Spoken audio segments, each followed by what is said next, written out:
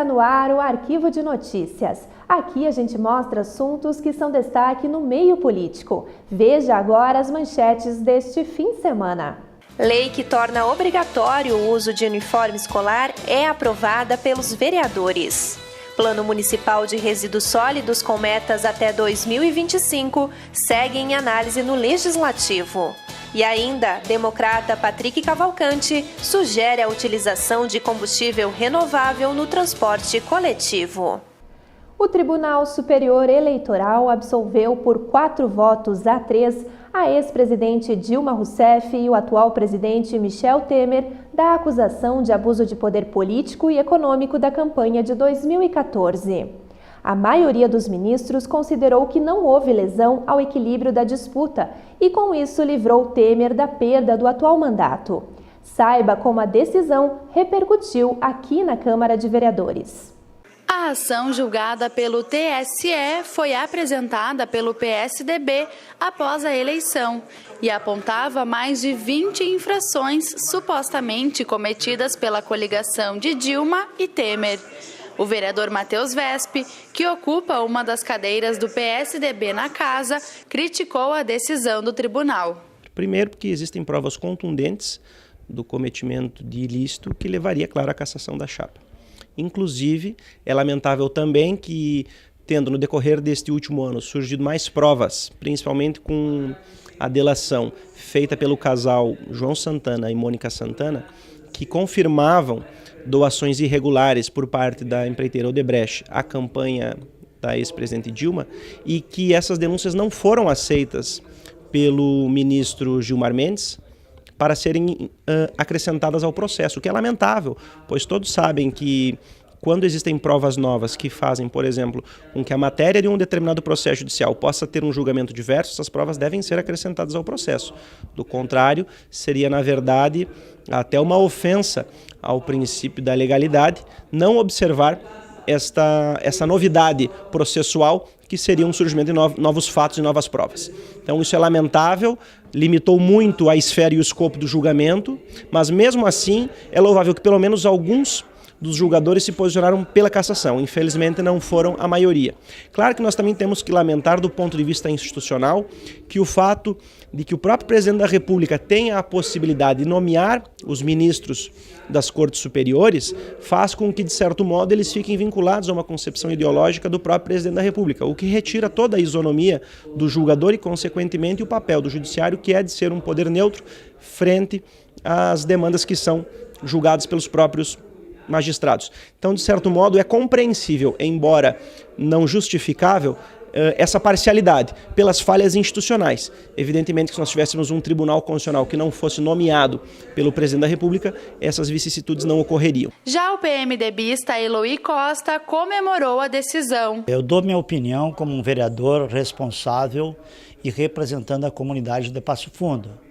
A minha opinião é o seguinte: eu acho que se a campanha para presidente e para vice-presidente foi desvinculada uma da outra, está certo o que o Tribunal Eleitoral Regional fez, porque foi bastante apertada essa votação, foi 3-2, e segundo o juiz Gilmar Mendes, ele foi o peso da balança. Na minha opinião, se cassassem agora o presidente, ia dar um processo retroativo para o nosso país. Portanto, eu acredito que agora o presidente ele vai continuar no poder, mas ele tem muito ainda a esclarecer para o povo brasileiro. Então, ele vai ter uma dificuldade no seu mandato agora, mas como ele tem a maioria dos deputados e os senadores do lado dele, eu acredito que ele continua no poder, mas o país está perdendo com isso. Agora é lei no município. Na última semana, a obrigatoriedade do uniforme escolar foi aprovada de forma unânime em sessão plenária. A matéria é de autoria do vereador Ronaldo Rosa. O parlamentar comemorou a aprovação e destacou a importância do uniforme para a comunidade. Além de trazer mais economia para as famílias, ele contribui com a segurança das crianças. Estamos muito felizes hoje com a aprovação aqui na Câmara do projeto que torna obrigatório o uso do uniforme escolar na rede municipal de educação, uma aprovação unânime, o que mostra a relevância dessa iniciativa e a compreensão de todos os vereadores do passo importante que nós demos hoje para a história da educação aqui no nosso município. Daqui 10, daqui 20, daqui 30 anos, o uniforme escolar continuará sendo distribuído para as crianças, uma grande garantia que foi dada hoje aqui e um grande benefício para as famílias. Mais dignidade, mais segurança, especialmente mais economia. Os pais que já estão recebendo o uniforme escolar pelo 5º ano agora, em 2017, comemoram essa economia que alivia o orçamento doméstico, dá para esse dinheiro que os pais gastam em roupa o ano inteiro, dá agora até para pagar uma conta de água, uma conta de luz ou fazer algum investimento no próprio futuro da criança. Então, estamos muito felizes. Quero aqui também registrar que essa intenção de tornar o uniforme escolar lei do nosso município neste ano e pela primeira vez por um projeto de lei da minha autoria saiu do papel e realmente foi tornado lei, mas nós temos uma história por trás dessa proposta. Lembrar aqui que o meu pai, o Júlio Rosa, no ano de 1992 ainda, foi o primeiro vereador nessa casa a apresentar uma indicação sugerindo a mesma proposta. A distribuição das peças aos estudantes iniciou ainda no primeiro mandato do prefeito Luciano Azevedo. O vereador explica que agora, independente de governo, o uniforme será um dever do executivo.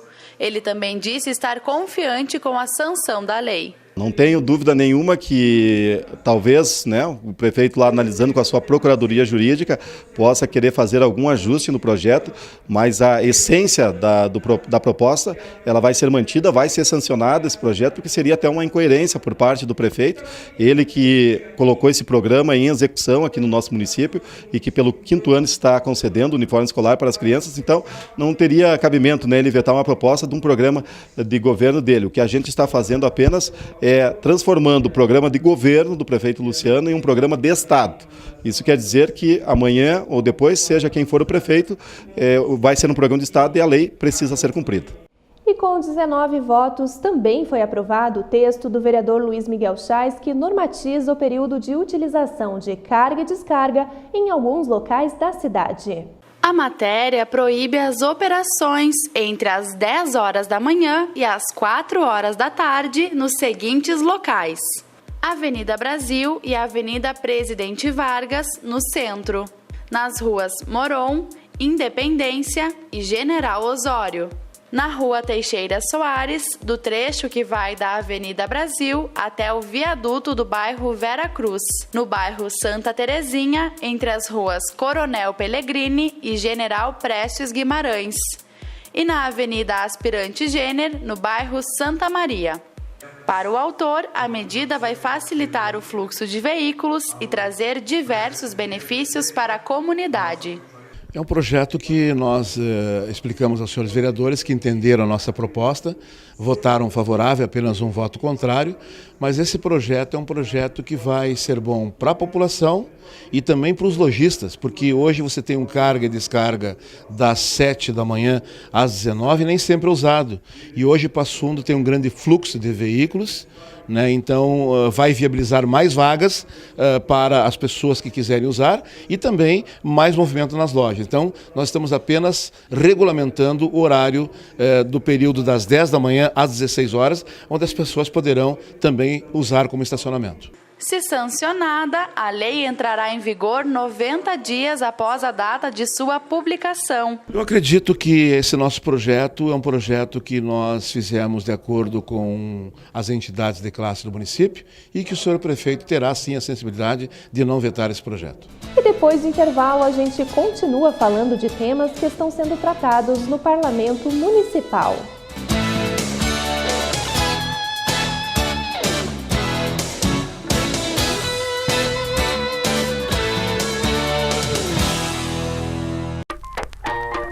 O samba já foi proibido no Brasil. Hoje é uma importante manifestação cultural. As religiões de matriz africana também já enfrentaram preconceito. O problema é que pouca coisa mudou. Os cultos afro-brasileiros fazem parte da nossa herança cultural. Mesmo assim, são os principais alvos do racismo na religião. Denuncie a discriminação. Não importa a sua crença, Acredite no respeito. Você sabe o que acontece com o lixo que você produz? Participe do projeto Destino Certo. Faça seu descarte e colabore com o planeta. Até 16 de julho, no estacionamento subsolo do Bela Titá Shopping.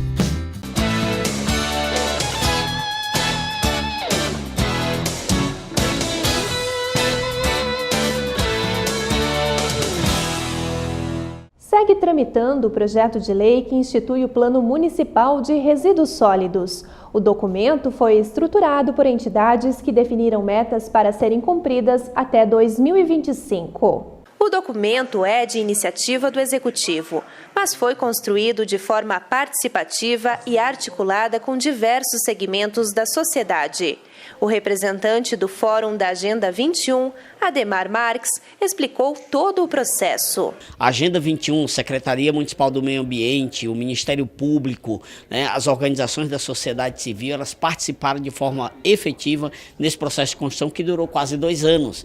Então nós tivemos desde a discussão do diagnóstico, com a contribuição de várias organizações, desde o setor empresarial, setores da universidade, das organizações ambientalistas, das entidades comunitárias. Então todos esses atores contribuíram, técnicos, contribuíram de forma efetiva desde o diagnóstico, estabelecendo as diretrizes, as metas, e isso foram ocorrendo também com as audiências públicas, e para que tornasse não só públicas todo o resultado do trabalho, mas também que fosse sendo aprovado e referendado pelo conjunto da sociedade. Então nós podemos dizer que, a exemplo da própria lei, o Plano Municipal de Resíduos da cidade de Passo Fundo, ela foi construído por muitas mãos, pensado realmente por muitas cabeças. Até agora, a questão do lixo era normatizada por uma política de resíduos sólidos aprovada em 2013. Mas um decreto federal entende que é competência do poder público criar um plano de gestão. O líder do governo, o vereador Alex Necker, comentou a obrigatoriedade. Todo dia a comunidade, a família, as pessoas produzem muito resíduo sólido, muito lixo.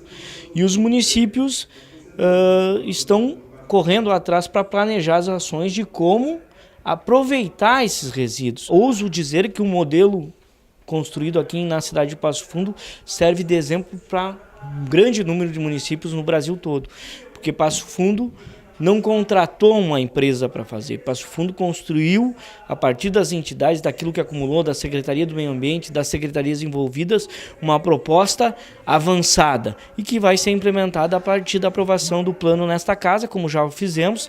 Agora começa a etapa de implantação desse plano, que vai durar os próximos 10 anos. Daqui 10 anos, nós vamos nos debruçar sobre essa lei, sobre esse projeto, ver o que deu certo, o que foi feito a contento e planejar as ações futuras. A nova legislação estabelece o destino correto para os resíduos sólidos produzidos no município.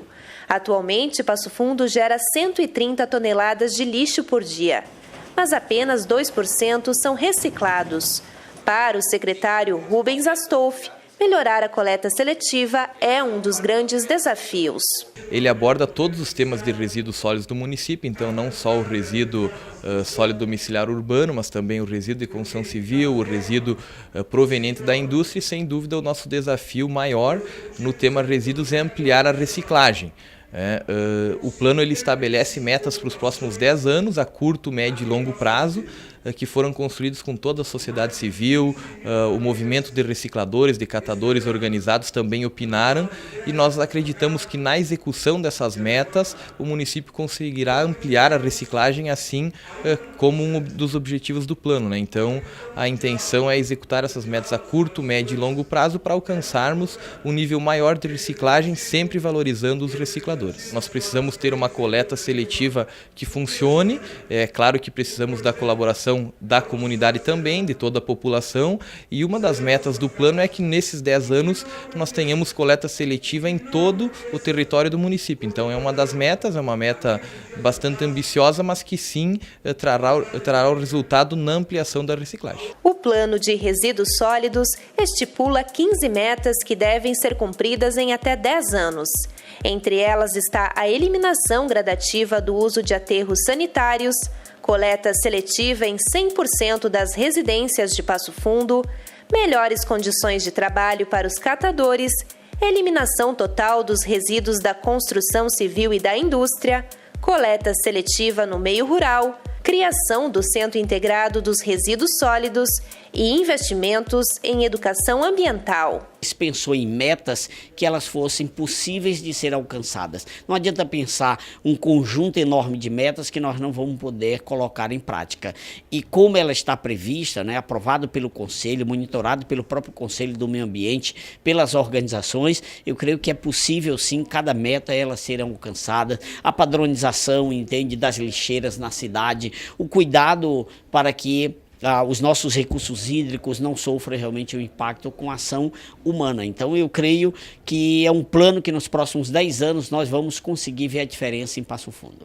O debate sobre o novo Plano Municipal de Resíduos Sólidos está apenas começando. Mas antes de ir à votação, o texto vai passar pela análise das comissões permanentes. Por isso, todos os parlamentares estão atentos ao documento, sabendo da importância que ele terá para a sociedade e para a preservação do meio ambiente. Nós temos que ter vergonha na cara, ter vontade política de fazer uma coisa saudável para as nossas futuras gerações e principalmente saudável para o bolso do passofundense. Porque tudo que se gasta com lixo é dinheiro que podia estar sendo empregado na saúde.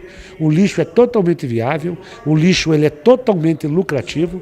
Sem contar que nós não vamos perder nem até o próprio lixo úmido, que vai passar pela esteira, vamos reciclar o que dá, o que não dá, se transformará tudo em adubo orgânico. Nós tínhamos adubo orgânico para vender no último governo do prefeito Oswaldo Gomes, para doar, para vender. E o lixo era totalmente reciclado e aquela área não tinha problema nenhum com o lixo naquela época e depois se transformou de lá para cá, né? Não é culpa agora desse governo, mas foi aos últimos 12, 13 anos que o lixo perdeu a solução porque não se tem vontade política de resolver o problema. Aumentar a coleta, né?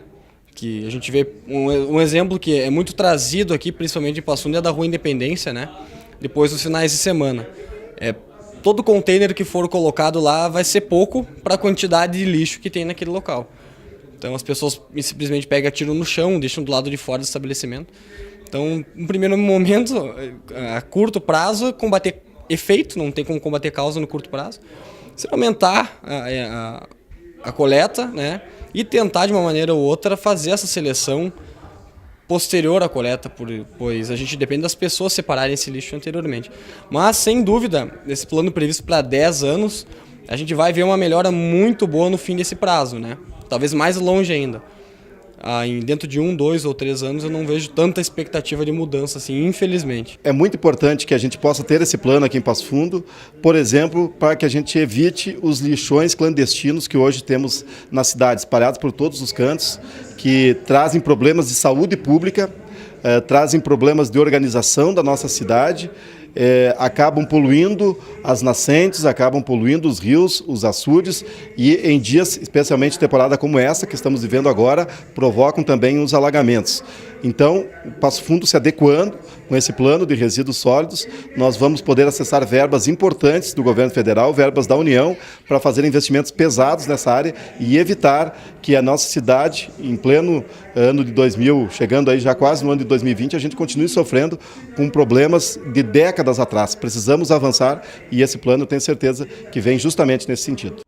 Em abril, os parlamentares aprovaram o projeto de lei do marco regulatório do transporte público. Porém, agora eles podem sugerir mudanças para o processo de licitação. Os parlamentares fizeram emendas ao projeto de lei, mas elas foram rejeitadas em plenário por entenderem que deveriam ser incluídas no edital. Nós acordamos então com o Executivo que nós aprovaríamos o projeto do marco regulatório que foi aprovado no ano passado e o prefeito fez umas ratificações mandando para este ano algumas alterações ao projeto, nós aprovamos sem nenhuma emenda. E acordamos com ele que nós faríamos uma reunião então com a empresa que está organizando a licitação para discutir então algumas indicações do Executivo ouvindo a comunidade. Então vários vereadores trouxeram para dentro da Câmara de Vereadores, o que ouvindo a população que seria melhor a forma da bilhetagem eletrônica, algumas mudanças de paradas, a forma que teria que ser a licitação. Então os vereadores tiveram várias sugestões buscando como modelo principalmente a cidade de Santa Maria, que é o modelo do transporte público. Então esses foram os encaminhamentos feitos pelos vereadores. São sugestões ao Executivo. O que ele vai fazer, a forma que ele vai fazer, só depende do poder público. Patrick também foi autor de uma sugestão. Ele quer a obrigatoriedade no uso de combustível renovável na frota do transporte coletivo urbano. A gente vem debatendo também, escutando uma discussão mundial quanto à questão dos gases poluentes no meio ambiente, né? E nós sabemos que o biocombustível ele não traz um prejuízo tão grande ao meio ambiente também à saúde humana. Então, desta forma, nós fizemos essa indicação, solicitando então que o Executivo pudesse atender dentro da licitação, das suas medidas, da possibilidade que dentro de um período de 5 a 10 anos nós tenhamos aí ônibus, né, com o biocombustível, como já acontece em Curitiba, como já acontece em São Paulo. Não seria uma novidade para Passo Fundo. E também um ponto que nós temos que trazer à tona aqui, Passo Fundo tem uma empresa de biocombustível que é a BS Bios. Então, como nós temos uma empresa que gera aqui mais de 500 empregos, nós teríamos todas as condições de fazer esse mecanismo, porque a nossa empresa aqui já fornece biocombustível também para outros estados. Então, não seria uma novidade também que nós tivemos a empresa cedendo esse tipo de combustível. Então, nós tomamos essa liberdade pensando no meio ambiente e também pensando na saúde da nossa comunidade, da população e também a geração de empregos, né, da manutenção desta empresa em Passo Fundo, que é tão importante para a cidade. E nós encerramos o Arquivo de Notícias com as imagens que marcaram a semana. Obrigada pela sua companhia e até logo!